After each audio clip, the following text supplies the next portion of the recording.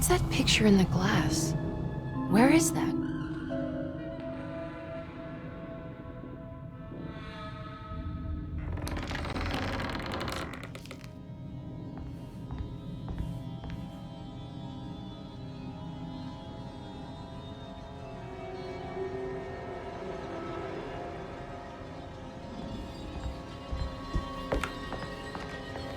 Good to see you again, Miss Hartwood. Mrs. Thompson told me you were here. She also alerted me that you brought a detective with you. I'm very curious to hear what this is all about. You don't remember me, do you, Miss Hartwood? We met at your family's house in the Garden District, when your uncle was about to be admitted under my care. No, I remember. Sorry. I'm not really feeling well. Oh, well, in that case, have a seat. Let me make you a drink. I don't seem to have made much of an impression on you. On the other hand, I can vividly recall you and your parents. Because of our cheerful disposition, I'm sure. You are far too intelligent to think that. You come from a joyless family, Miss Hartwood. The only amusement I took from my visit was discovering that the young lady's drink was an old-fashioned. Very astute. Is that supposed to make you seem attentive or intelligent? Whatever you prefer. Are you ready to tell me why you are here, Miss Hartwood? And why you brought a detective? I received a letter from my uncle. He seemed certain that he was in danger here. If I find out you're treating him badly, I'll be taking him back with me to New Orleans. Really? Is he going to live with you in your tiny garçonniere? That would be a spectacular way to ratify your spinsterhood. Because you are well aware that your father would never let him back in his house. No, I have it. Maybe you can bring him back up north. You've been wanting to move back for quite a few years, haven't you? You always preferred your mother's side of the family. Jeremy is free to leave with you. I won't object. However, there is one problem, as you might have learned. He is, in fact, missing. Do you know where he could have gone? No, I'm afraid I don't. I have my staff looking for him. I'm sure he will show up eventually, especially if he learns that you are here. He is quite fond of you. What can you tell me about his condition? I never heard a proper diagnosis. What is your medical opinion of him? Well, let me think. He is an anxious man, depressed, even. He suffers from a perceived lack of order in his inner and outer life. He constantly complains about events not presenting themselves according to their divine nature. And the Dark Man? Hard to tell if it was ever anything specific. Jeremy uses the Dark Man as a psychological scapegoat to avoid facing the truth that he is in any way at fault. You don't think there can be any truth to the Dark Man's supernatural existence? Why would you ask that? Can we ever be sure? If the Dark Man is some sort of evil presence that is in possession of Jeremy? Well, I assure you, any evidence that you experience supporting that claim is purely delusional. Don't get caught up in mass hysteria, Miss Hartwood. You wouldn't want to take your uncle's place in this hospital, would you? I'll be leaving now, Doctor. I need to keep looking for my uncle. Do so, Miss Hartwood. I'll let you know if he shows up.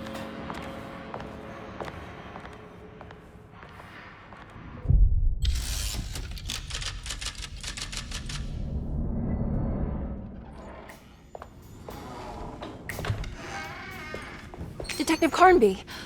God, I'm glad to see you. I was afraid you had left. Me? You're the one who just disappeared. It's hard to explain. I think I blacked out. It was like I went somewhere else. It's okay, miss. You're clearly upset. No, I don't know what's happening. This is a very stressful situation for you, I understand. Ugh, no, you don't understand. Just take a deep breath. Why don't you sit down, smoke some of the Perique? If you want, I could even drive you back to New Orleans. I just want to have a talk with Dr. Gray first. I want to stay. I found a talisman just like the one in the painting. I think I might be able to figure out where Tarawea is, where Jeremy wanted to go. That's great. Just stay out of trouble, okay? Let me handle the investigation. I'm not crazy, Detective. Not yet. Okay, catch you later.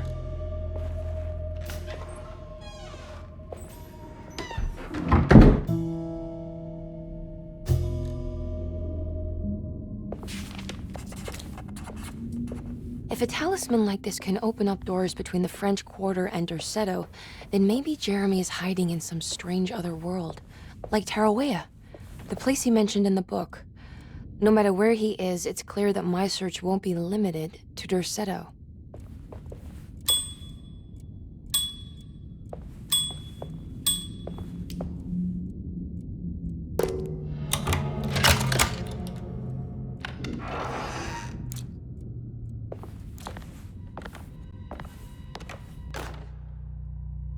Saw your notice in the boiler room.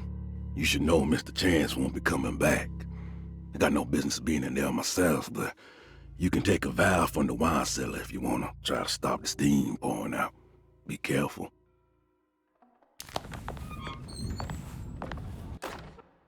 Dr. Elmore Lee Gray is Deceto's chief doctor.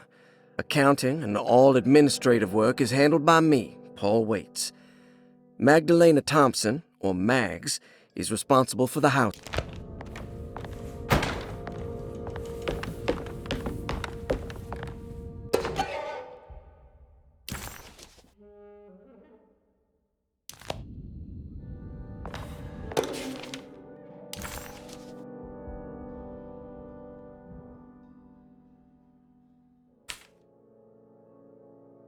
Cassandra Beauregard, the beloved author. Very exciting, isn't it? What do you want to put down for reason for admission? What her agent told us. Cassandra suffers from writer's block and needs to finish her moving picture script before the end of June. Mr. Chardot suggests Cassandra's heavy use of barbiturates is holding her back and risks ruining her career. And how should we summarize her personal history? Let's keep it short. Cassandra Beauregard is a beloved crime author who managed to pull herself out of poverty and into stardom. 5 years ago, she tried killing herself by jumping off a balcony.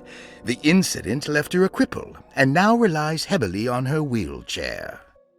And for diagnostic impressions? Cassandra suffers chronic back pain following her suicide attempt. She self-administers morphine to keep herself ambulant, but has become addicted, and the desired effect is now lost. The drug abuse clouds her mind, and she is unable to focus on real life. To save herself from this insight, she instead makes up stories to fill out the gaps in her own thought process, resembling the Korsakoff syndrome. Oh, bravo, Doctor. How will you treat her? First of all, she needs to be weaned from her drug addiction, and hopefully it will resolve her compulsive lying. Then look into permanently numbing her pain in her back through surgery. Finally, deal with her suicidal thoughts. Fantastic.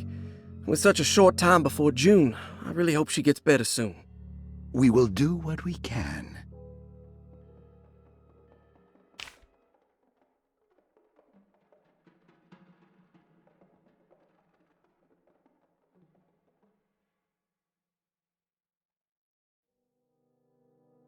Grace Saunders, 11 years old. Reason for admission?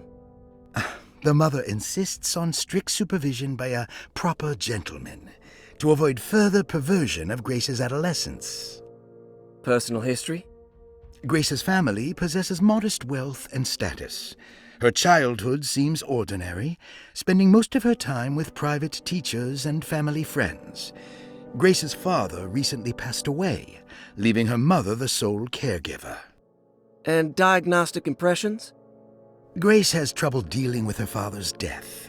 She is willingly suppressing her feelings on the matter and isn't properly acknowledging the trauma she suffered. Any planned treatment? Grace needs nothing out of the ordinary. She simply needs parental guidance. Eventually, we can work on her feelings toward her father. Thank you, Doctor. I'll finish the paperwork and get her installed.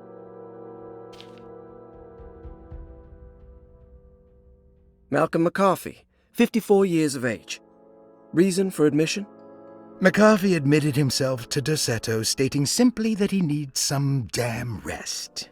And personal history? McCarthy claims he used to work as a lawyer in Baton Rouge, but says he can't go into details because of some legal dispute. His background remains largely a mystery, except for the occasional clue that he drops in conversation. Huh. And diagnostic impressions? McCarthy is an anxious man and an alcoholic. He often tells half-truths due to some deep-seated inability to trust other people. And how will you treat that? McCarthy will take some time to open up. Spending time with Jack's dog or the child should be good for him. Their harmless nature will help build his sense of trust. Thank you, Doctor. Elisabetta Perosi, 33 years old? What should I put down as reason for admission? Well, Perosi broke into Dorsetto and was found wandering the grand parlor. She was confused and suffered partial amnesia. She insisted she belonged here and offered to pay for her stay. Right. What do you make of her story? Perosi claims to have been a member of the Astarte artist colony some 20 years ago, a claim that seems contrafactual due to her young age. She looks to be and even thinks she is 33 years of age. That would make her a child at the time. It seems fair to say that Perosi's story is untrue, deliberately so or not. Diagnostic impressions? Do you have anything? Perosi's story is peculiar because she retracted her story about the artist colony. She no longer claims to be the same person as Elisabetta Perosi. However, my staff's research has confirmed there was a Perosi at that time who was in her early 30s. I suppose this case will take some time to investigate. How will you go about it? I wanted to contact the real Perosi, but it seems the whole colony disappeared one night. September 29th, 1915, during a hurricane. I will have to take it slow and figure out what this spell of impersonation could have been. Oh, I'm sure it will all clear up eventually. Thank you, Doctor. Ruth Talon, 29 years of age. Reason for admission? Ruth's father wishes that his daughter be removed from New Orleans nightlife for the foreseeable future. He fears that her overly free spirit is tarnishing the family's reputation. Sounds simple enough. Personal history? Ruth comes from considerable wealth. Her family owns several hotels and restaurants. Unlike the rest of the family, her sense of adventure has taken her around the world, including France during the Great War as a photojournalist. The last decade, she has provoked many rumors of being a debauched flapper, bordering on nymphomania. And diagnostic impressions? Despite her father's frivolous reasons for her to be admitted, Ruth does seem to provide an interesting case. She is refreshingly open and doesn't shy away from talking about her life during the war or her continuous celebration after returning to the States. She is admittedly a sexual deviant and feels no remorse. And her treatment plan? Simply staying at Dorsetto should do wonders for Ruth. If not, at least for her family's reputation. Ruth doesn't need to change, but with therapy I might be able to share with her some sympathy towards her family. I doubt she will settle down and become as dull as the rest of them, but at least she might try to be more discreet in the future.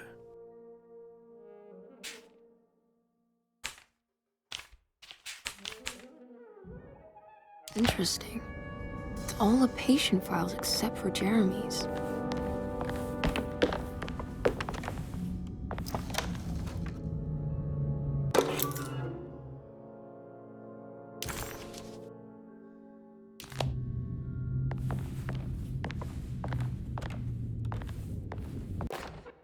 Paul, you're right about the plates on the boiler and the clock. Paul, you're right about the plates on the boiler and the clock. They have been sabotaged, and I think I know who did it. They have something to do with Jeremy's episodes and how he seems to disappear at night. Right now, it's important that you keep an eye out for any of the pieces. I want to find out if I can repair the plates. Let me know if you find any of them. Lottie. Tell Lottie to take a look at the well in the kitchen garden.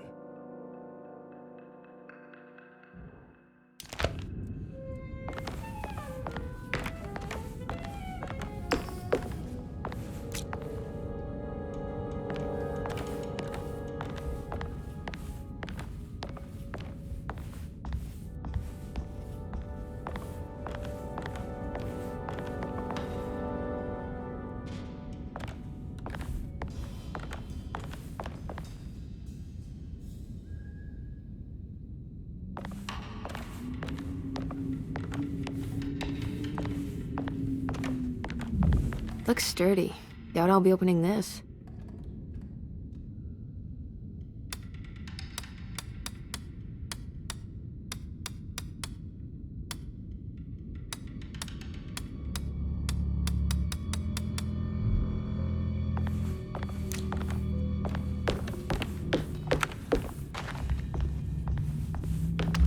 I need the key.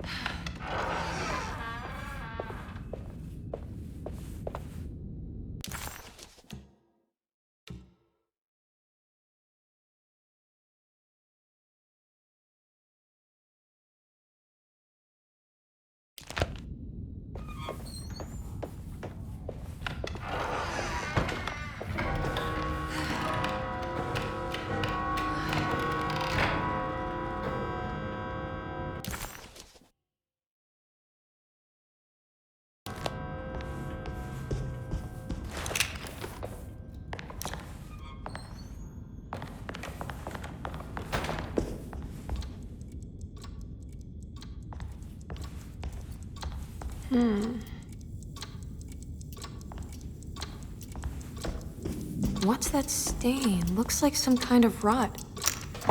This must be the clock mentioned in the commonplace book. This looks like the thing that held the talisman in the French Quarter, but it's broken and missing some pieces.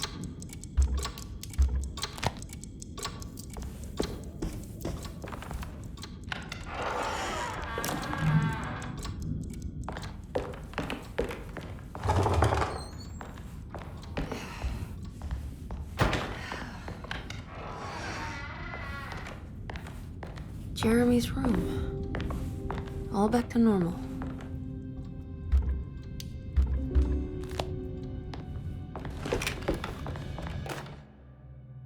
Emily's here. Emily's here. Emily's here. Emily's here.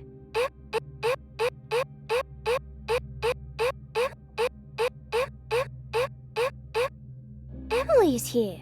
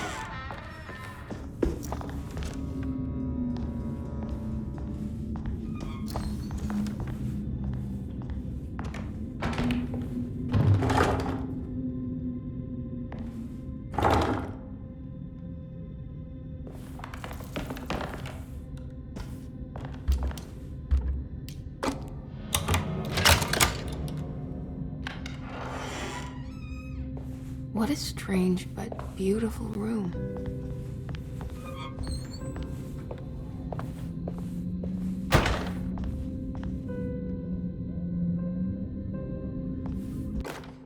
I did it! I crossed the thresholds to my intended destination without a focusing device. My talisman now knows these roads, and I have no need for the plates. I can find my way to Lafayette as easy as I find my own room. I visited the grave of my father and seen the oven waiting for me. Thank you for opening these doors. I now must summon my courage and go back to that hateful mound outside the oil rig. I hope you'll be feeling better when I return. Jeremy.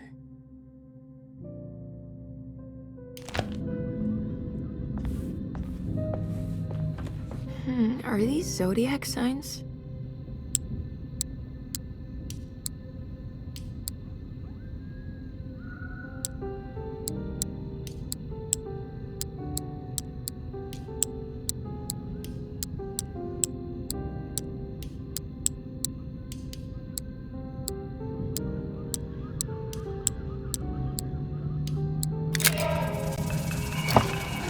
Here we go.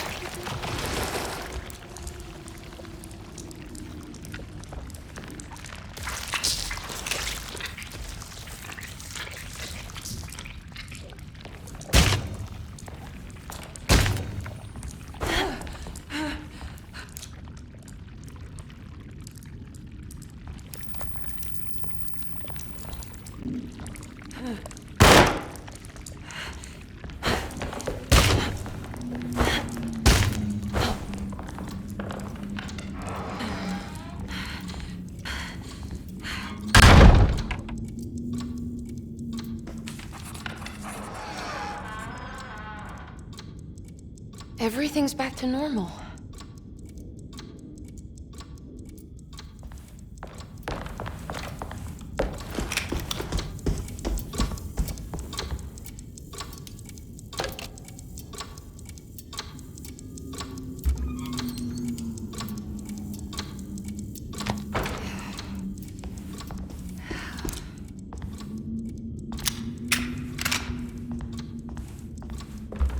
I need the key. I need the key.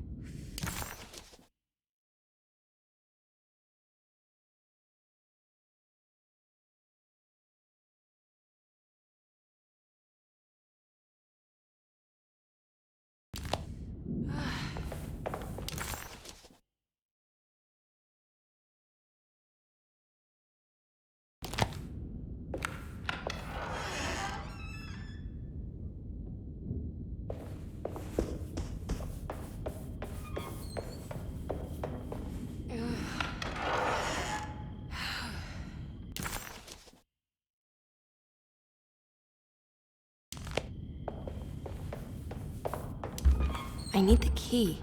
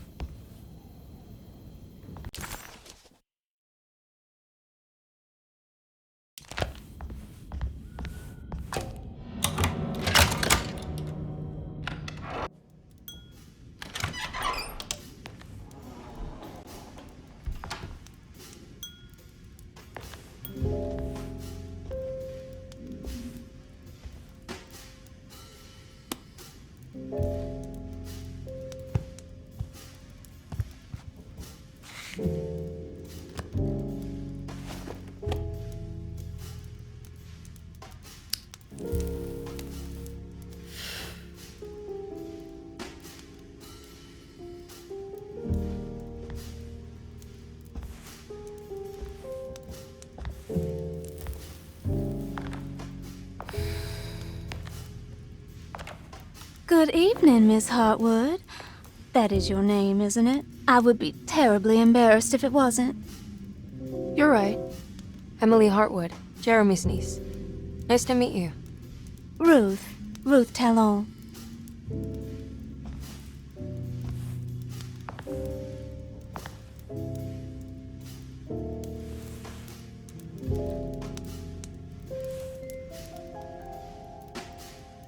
Is that Perique you're smoking?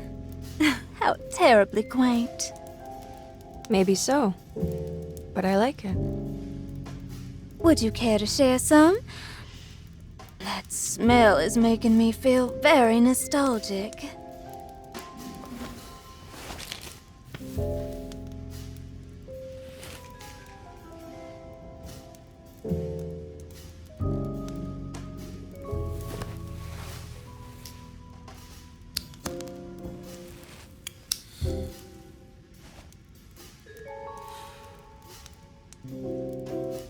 Is it all that you hope for? I enjoy your light mockery, Miss Hartwood. I can tell we would make great friends. How flattering. Too bad you're locked up in this place. Your insincerity is really refreshing. I wish you were mad as I am. Then you could stay. Give it a few years and I might just be. Lunacy is one of my family's few privileges. Oh, good. I'll be looking forward to it.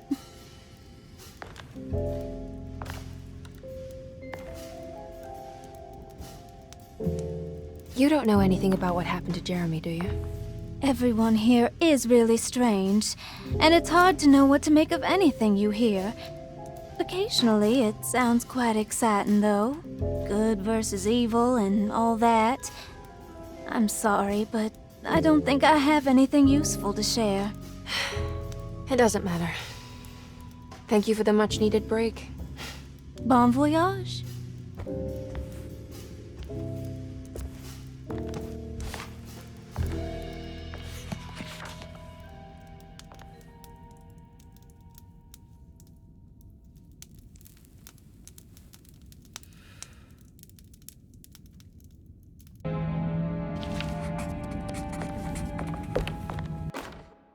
Lost Plantations of Louisiana, Thierry Briclot, 1917.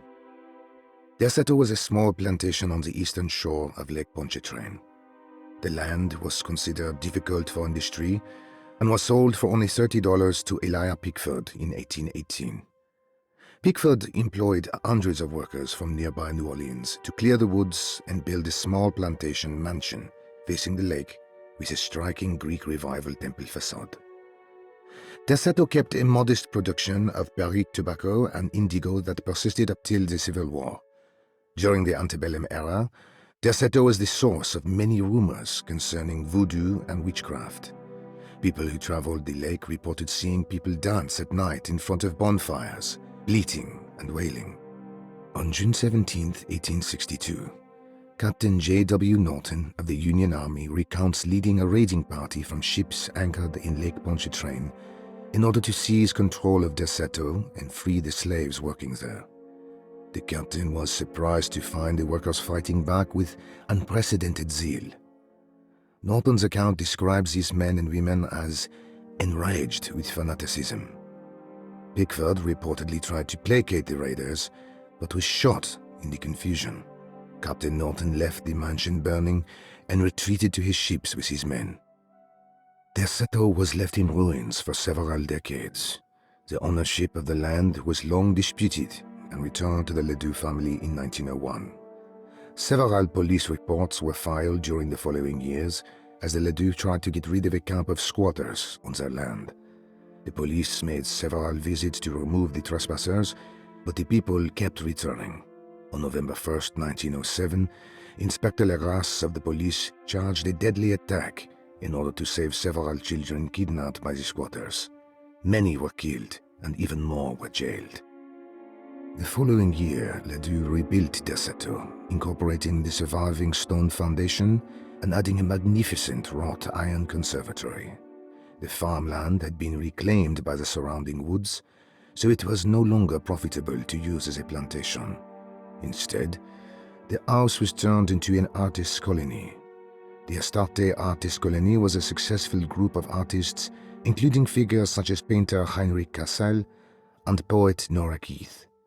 The group was also known for their beloved Mardi Gras crew called the Pirates of Pontchartrain. On September 29, 1915, a tropical hurricane tore through Louisiana, causing Lake Pontchartrain to flood New Orleans.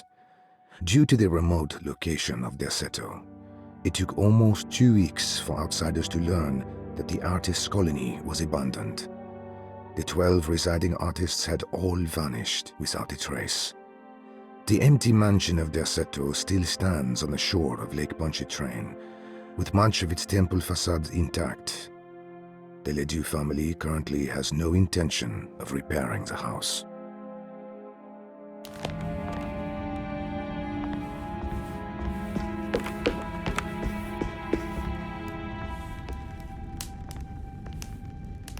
Are you reading anything good? A Brightness from Afar by Lord Boleskine? It's actually not bad.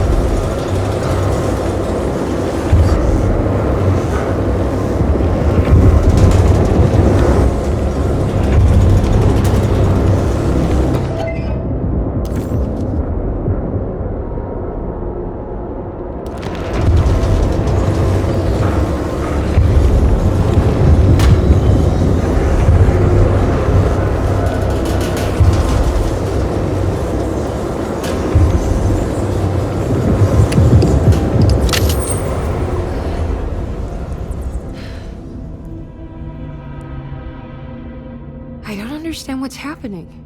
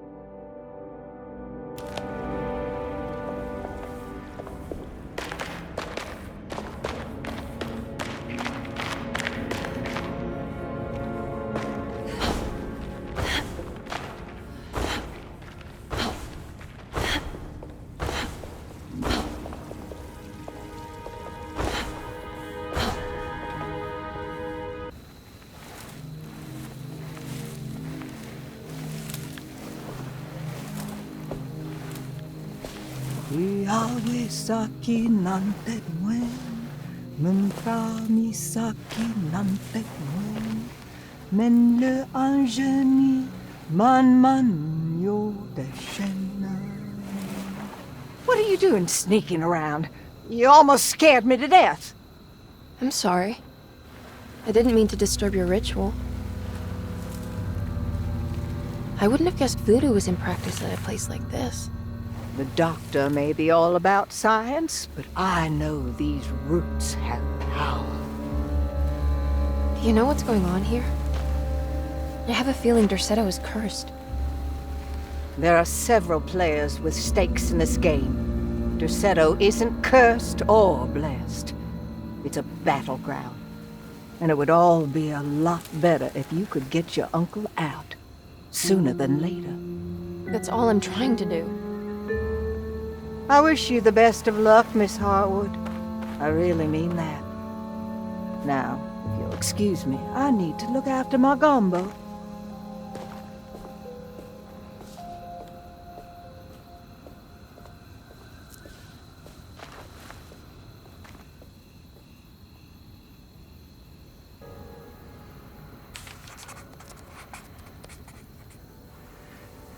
The housekeeper buried something in the flower patch beneath one of Dr. Gray's windows.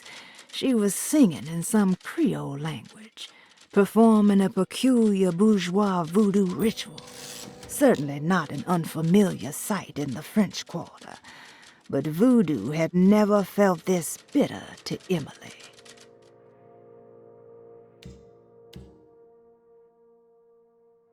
Emily felt surprised by how much she enjoyed the company. Suddenly, Jeremy's bleak dreamscape devoured Emily. The old clock was an intricate machine with eccentric despite making a fool of herself in front of Dr. Gray and Detective Conby. Emily felt surprisingly invigorated.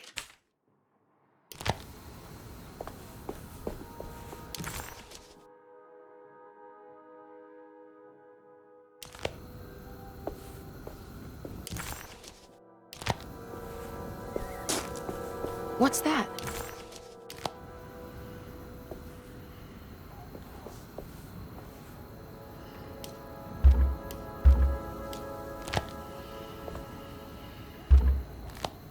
It's another piece of broken plate.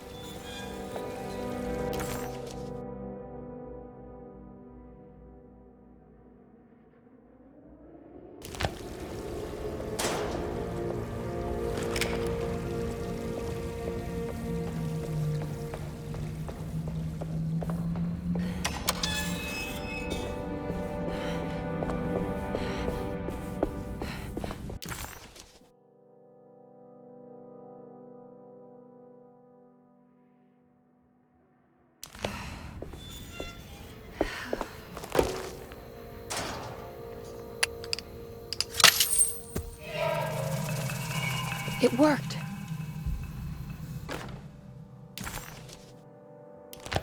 Now what's this?